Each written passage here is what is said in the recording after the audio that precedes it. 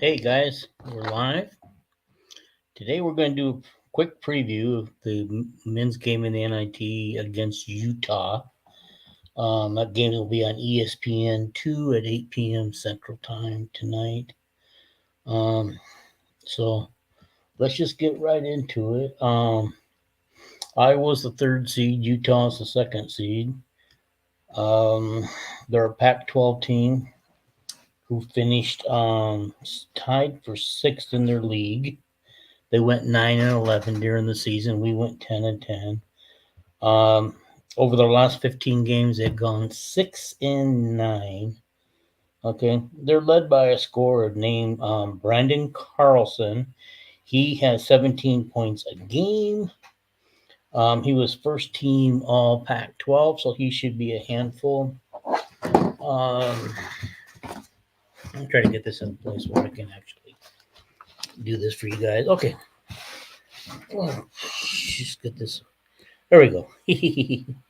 All right. Okay. So they are known as the Running Utes. But anyway, like I said, their leading scorer is Brandon Carlson, first team All Pac-12, 7.2 points a game, 6.9 rebounds a game, and he has 52 block shots on the season. Okay. Their next guy is he's their sniper, Gabe Marsden, 13.1 points a game. He's hit 93 pointers this season. If you want to know how that compares to Clark has hit 172 this year. Okay. Um.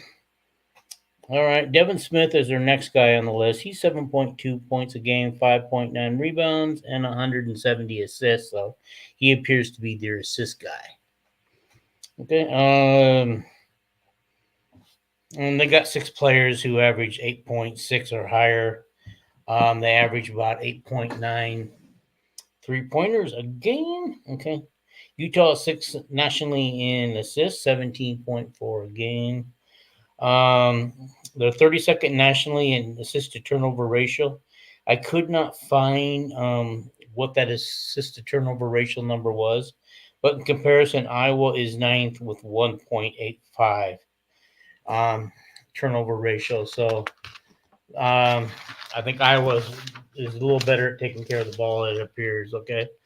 All right. As you guys know, we won't have Bowen available because originally he was going to set out the rest of the season for a knee injury, and now he's gone because he went to the portal. As you guys know, Iowa beat K-State 90-81 the other night to earn this trip to Utah. They'll be in Salt Lake City tonight. Okay. All right. Our Hawkeyes, they averaged, just kind of interesting, they averaged 29. They're 29th nationally in pace of play.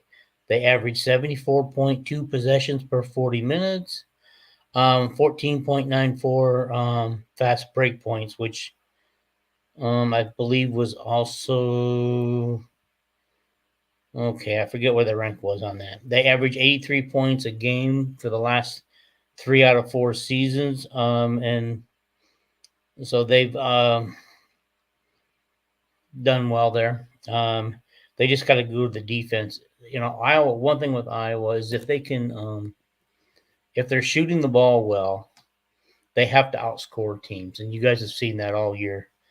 They just got to score more points than the other team. If they're not shooting the ball well, and then that's trouble. They have to have the other team not shoot the ball well because Iowa depends on those fast break points, as you can see. They depend on their offense running, pulling down and rebound and running down and getting set. I find that, I don't know about you guys, but I find the Hawkeyes are a little challenged when it comes to half court offense, trying to set up a shot, trying to pass the ball around and get a good look at the basket.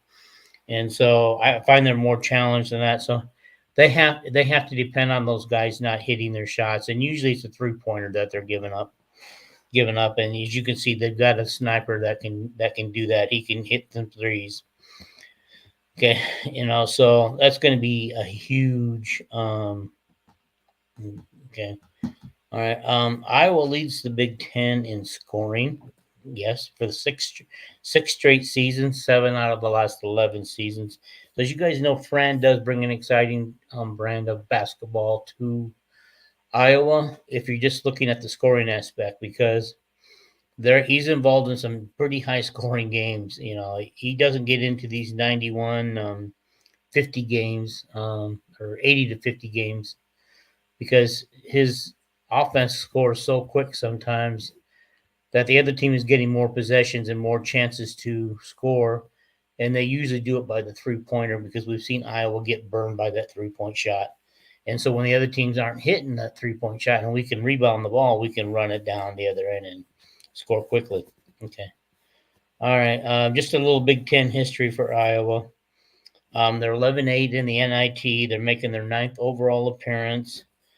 In 2017, Iowa was 1-1 with the win over South Dakota.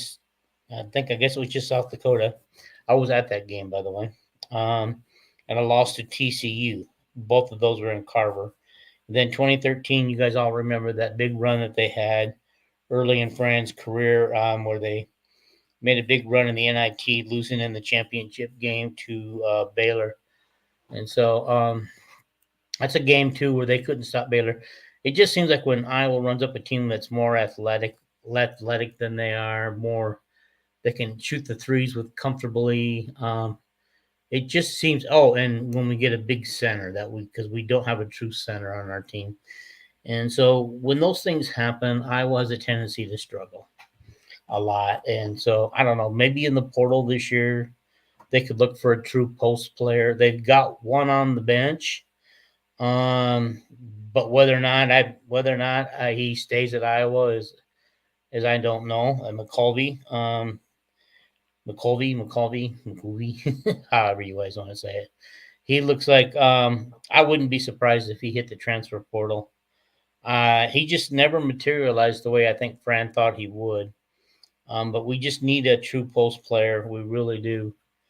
And then maybe a I don't know what to say. I say we right now we've got Harding and Dix mixing it up with the off guard, and they mix up the off guard and the point guard.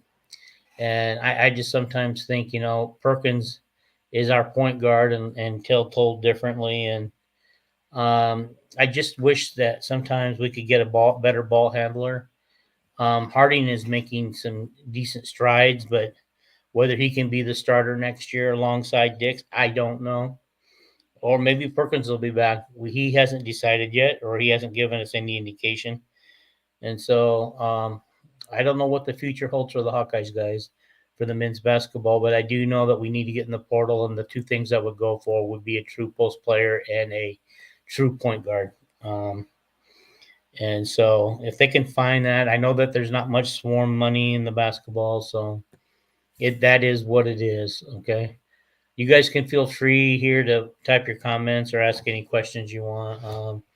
Hopefully we can pull out that win tonight. I've watched Utah in their last game. I think we can match up well with them. They're like us, are not near as athletic as us. I mean, we're both not very athletic teams. And they score in the 70s as well. So that's going to be a challenge. And I think that game's going to be a close game, and it's going to come down to who makes their free throws at the end, who's making shots, and who voids the cold spell. Okay. All right. All right. Then, as you guys know, tomorrow night, the women have a game against West Virginia. Okay. West Virginia has won 3 of their last 4 games. Okay. West Virginia leads the nation in turnover margin, 8.8. They're third in turnovers forced, 23.9 a game. That's a lot, guys. That's a lot of turnovers in a game. And they're third in steals. They make average 14 steals a game, which is a lot. Second in scoring defense, they hold their teams down to 57.8 points. Scoring margin is 6. They beat their teams by an average of 16.9. Okay, that is just crazy. That 23.9 turnover force. obviously this is a team that's built around defense, and we saw the frustrations and stuff with Caitlin Clark yesterday when the defense was collapsing on her every time, and they just made it rough for her to get her points. What's going to happen tomorrow night? I think this is a better defensive team, obviously, and way better. And will Iowa get into their usual 80, 90 points a game because they average 92.8 points a game? So will they get into it? I don't know. We'll find out. Will they get there? Okay. They're up against a team that averages 74.3 points a game while holding teams to 57.6. All right. Their field goal percentage is 450. They hold teams to 399. Okay. The 3-point percentage is 3.25. They hold teams to 297. 3-point shooting. Free throws 6.9 and 7.702 for their opponents. That's one thing the defense can't control is how well you're shooting your free throws. They get 31 rebounds a game. They're giving up 34 rebounds a game, and they, like I said, their assist ratio is pretty good, 14.4, and they're allowing 10.9 assists. They have 15.1 turnovers of their own, and 23.9 turnovers that they get against the other teams. They force 13.8. They have 13.8 steals a game, while only giving up 7 steals a game, and they have 3.3 blocks a game, while opponents are at 2.8. Okay, I think the girls that we need to be aware of most of the time will be JJ Quinterly. She has 19.9 points a game with 50, and has 52 3-pointers, which in comparison to the guys who are going up against the guy with 90, that's not a lot. In comparison, Clark has 176, Martin has 46, Marshall has 57, McCabe has 35. Those are our top 4 3-point shooters on the team. Okay, then the next guy we got to worry about is or girl we need to worry about, Jordan Harrison. She's 3.9 with 43 pointers. All right. And then we have Lauren Fields. She only averages 9.4 a game, but she has 67 3-pointers on the year. So it looks like to me, if that's her average, she must be hitting about three pointers a game. Okay. Let's see. Okay, and so that's their 3 averages. Our top 3 averages are Caitlin at 31.8, Hannah at 14.1, and Kate Martin at 13.0. And so that's our 3 compared to their 3, 20, 33, 43, 27. So yeah, our top 3 are way outscoring their top 3. Okay, and so, but let's talk a little bit about the game that was beating Holy Cross. They won by 26. Of course, the fourth quarter they struggled, and Caitlin showed her frustration a little bit. I know that there was tweets all over the place, Facebook posts, probably group chats and stuff talking about Caitlin and her attitude, because although she is known to lose it a little bit during the games, she seemed to be more frustrated than ever and everything else. And she, then there's her yelling at her teammates to move, and she gets called for a foul, and she has to be walked off the court by one of the backups because she's just saying way too much to the referee. And so she's really pushing it with the refs this year. And I don't know if does she feel a lot of pressure, because before last year she played pretty loose and didn't play with a lot of pressure. Okay. So, but her job is to get the other girls involved. When they're collapsing on her, you guys saw that she was double team and triple team at times, and they're just picking up the ball. How these girls don't get fouls called when they go against Caitlin Clark, because I mean, when you see some of the fouls and stuff that are being committed on her, and they don't get called. That's just ridiculous, you know. And did her dad really? Everybody in the stands is talking about. Did her dad really tell her to knock it off, or was he tripping at the refs? You know, a little bit. I don't know. Anybody at the game who was in that line of sight could do that because Caitlin denies that her dad was actually saying anything to her. She said in the interview that he was probably agreeing with her and talking to the refs. So if you were at the game and you know what was actually said, let us know. Okay. So and then but they end up winning by 26, and so which is good. I think they were supposed to win by 30 something. So if you're a better, you probably lost some money on that game. But um, overall, I thought I liked seeing the other girls get involved a lot. The other girls were getting involved a lot, and Caitlin's off night, would she have like 25 points, 10 assists or something, and like 8 or 9 rebounds, something like that. That's an off night for her, which is a heck of a night for most people. Okay. And it took her a while to get her first 3-pointer. You can always see her relax a little bit. After she gets her first 3-pointer, you can see her relax a little. And so, given that. But anyhow, that is kind of my preview. I was kind of hoping I'd have a few more of you on here and some comments and questions that we could talk about. As always, my show is geared around you guys. And so my stuff that I present to you is intentionally, not a lot so that we can talk about the other things going on. But if you made it this far, remember, don't forget to like this episode. Don't forget to subscribe. First you have to subscribe, then like, and then you can comment. I'll always come back and look at the comments later. As long as I'm checking my notices every day, I will know when you guys have commented after the show's over. Be great to get some comments during the show. So I know that a lot of you are probably watching, both the men's and the women's tournaments right now, and that's fine. I was watching them off and on today too. I think Purdue men were blowing out their team. Ohio State women went out. Last I saw, Nebraska was losing pretty good. The Nebraska women were losing pretty good.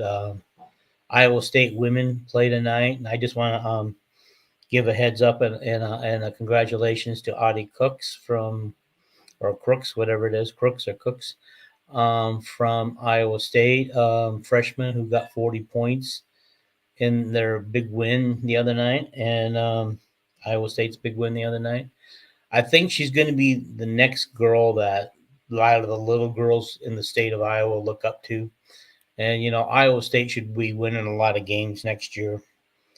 They've got a young freshman class that's playing a lot right now, and they're growing up, and they're finding ways to win games. And this Audie Cooks is going to be a force with her size. She's just going to be a force.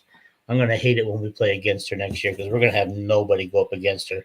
We were very fortunate when we played her. They were still rotating her in and out of the game quite a bit to build up her stamina and her how long she could stay in a game. They were only using her a couple minutes at a time and taking her out and resting her and bringing her in. I think if she had been in the game more, she may have done some damage to us in that game. Anyway, we won that game. So that's a good thing too. So anyway, be looking forward. We got a wrestling preview coming up this week sometime. Jared and I, not a wrestling preview, but Jared and I will do a wrestling wrap up of the Nationals. We've got some things to say, and we got some history to talk about and compare this team to other teams in the past. I think it's raining. Oh, yeah, it's coming down hard out there. Don't know if you guys can hear it, but I can hear it pretty good. And so we got that coming up. I want to do a spring football thing coming up. I've been taking notes and getting as much information as I can. That'll be sometime after this. Kirk has a press conference on Tuesday, and so We'll do that. I'm not going to say too much about this Cade Proctor situation because I'm kind of tired of all the news because he's no longer a Hawkeye, so we move on without him, and that's just the way it is. So we're just going to move on without him, and see what they do. I guess that moves Mason Richmond back to left tackle, right? Okay. And that wasn't a spot he was very good last year, but he did suffer foot and leg injuries all season, and he was playing hurt, so maybe that had a lot to do with it. But we'll see. But I'm excited to do that preview. So we got a wrestling wrap up and a spring football show coming up this week, so that should be pretty good. We'll wrap up the whatever the men and the women do in their games this weekend. So just stay tuned for those podcasts coming up. They're coming up, and if I can get anybody to be guest on the show, I will do that. All right, guys. I'm going to get out of here and let you get back to your games, and we got hour and 45 minutes before tip off on the Iowa game, presuming that the soccer game gets over with on time and doesn't go into extra time. That's playing right before. Okay, guys. Thank you for watching. I appreciate whoever's out there watching, and give me a shout out in the comments if you wouldn't mind. Let me know that you watched. All right. Okay, guys. Take care. See you a couple times this week.